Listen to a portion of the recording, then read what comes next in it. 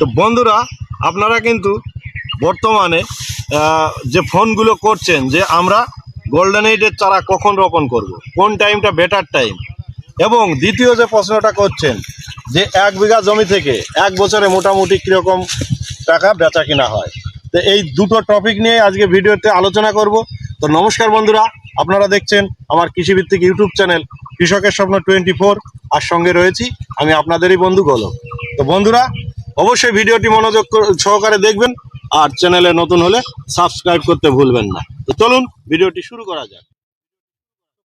তো ফ্রেন্ডস, এই যে দেখুন আমার এই বাগানের চারাগুলো আমি কিন্তু সর্ষে যেদিন বপন করেছিলাম, সর্ষের মধ্যে এই চারাগুলো লাগিয়ে দিয়ে আমি কিন্তু সর্ষে বপন করেছিলাম। তো এই চারাটার বয়স কিন্তু এখন 3 মাস। কিন্তু দেখুন কিছু কিছু চারায় কিন্তু ফুল এসেছে, তবু কিন্তু এই গাছ কিন্তু সঠিক পরিমাণে বৃদ্ধি বা প্রকাশ কিছুই হয়নি। তো এখন যদি আমি হিসাব করি যে আমার গাছের বয়স 3 মাস, তাহলে পরে আমার গাছে ফুল ফল নেই কেন, এটা কিন্তু ধরলে হবে না। কারণ হচ্ছে শীতের যে টাইম, 3 মাসের যে কনকনে শীত, এই শীতের টাইমটা আপনারা এই গাছের মানে বপনের পরে এটাকে বাদ দিয়ে দেবেন। এটাকে এই গাছের জন্য এর মানে গুনতির মধ্যে রাখবেন না, ঠিক আছে। এই যে চারাটা আমরা অফ টাইমে রোপণ করেছিলাম, একটাই কারণ যে চারাটা যাতে মোটামুটি একটু শেকড়টা রেডি হয়ে থাকবে। এই যে দেখুন এখন জমিটা পরিষ্কার হয়ে গেছে, একটা সেচ দিয়েছি, এই যে গোড়া থেকে এগুলো বেরোচ্ছে, এগুলো এখন ভেঙে দিচ্ছি, এই গিটটা কেটে দেব, ঠিক আছে। এখন থেকে কিন্তু এর টাইম শুরু হবে বন্ধুরা, ঠিক আছে। তা অনেকেই বলবেন যে আমার 3 মাস হয়ে গেল, আমার গাছে ফল ফুল নেই কেন। আরে মশাই, গাছটাকে তো আগে বড় করতে হবে। এই গাছটা সেই কারণেই বলছি যে কোন টাইমে সঠিক টাইম রোপণ করার। সঠিক টাইম কিন্তু বন্ধুরা এই ফেব্রুয়ারির মাস, বা আমাদের বাংলায় কিন্তু মাঘ ফাল্গুন, এটা কিন্তু সবথেকে বেটার টাইম। কারণ এখন দেখেন টেম্পারেচার অলরেডি দিনের বেলায় 30-এর আশপাশে চলে এসছে।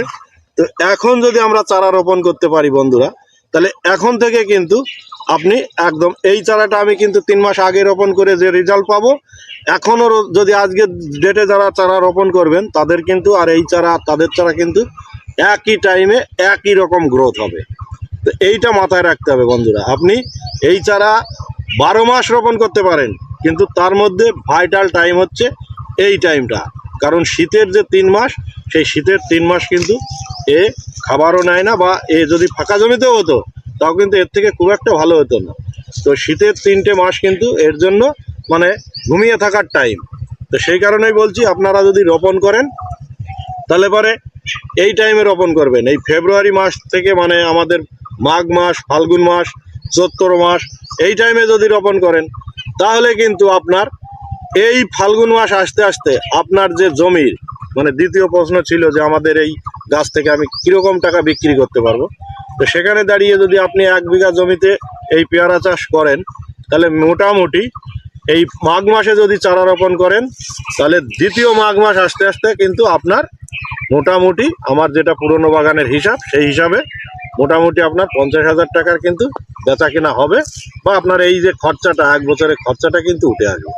তো বন্ধুরা, এই দুটো বিষয়ে আলোচনা করার ছিল যে আপনারা কোন টাইমে এই চারা রোপণ করবেন, আর 1 বিঘা জমি থেকে মোটামুটি প্রথম বছর কীরকম বেচা কেনা হয়। তো সবাই ভালো থাকবেন। আজকের ভিডিওটা এখানেই শেষ করছি। নমস্কার।